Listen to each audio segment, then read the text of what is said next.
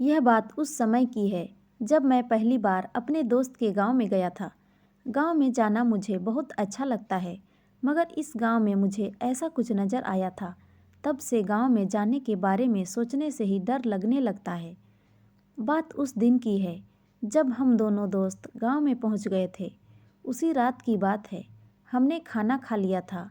शाम हो गई थी। मेरा दोस्त मुझे अपने दोस्त से मिलाने के लिए लेकर गया था। उस वक्त गांव में बिजली नहीं आ रही थी। वैसे भी बहुत कम बिजली गांव में आती है। कुछ खास नज़र नहीं आ रहा था। हम दोनों चले जा रहे थे। उसका घर कुछ दूरी पर था। मेरा दोस्त आगे चल रहा था।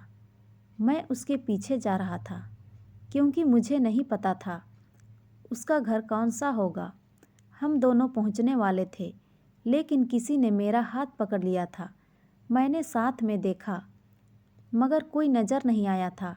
भले ही बिजली नहीं थी, मगर हम कुछ दूरी तक देख सकते थे, क्योंकि चांद की रोशनी में नज़र आ रहा था।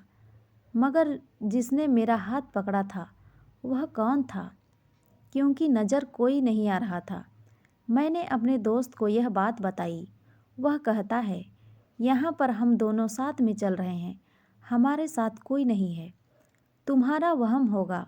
हम दोनों उसके दोस्त के घर आ गए थे।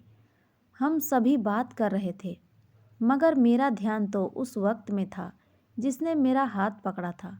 मुझे समझ नहीं आ रहा था वह कौन हो सकता है। अगर कोई होगा तो वह नज़र क्यों नहीं आ रहा था।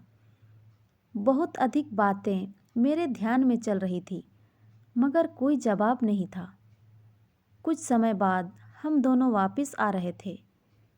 इस बार भी मैं पीछे चल रहा था, क्योंकि मुझे बहुत अधिक डर लग रहा था। मगर आज भी वह बात सोचकर बहुत डर लगता है। मुझे लगता है वह गांव में ज़रूर कोई है, मगर कौन है मैं नहीं जानता था। उसके बाद मैं उस गांव में कभी नहीं गया।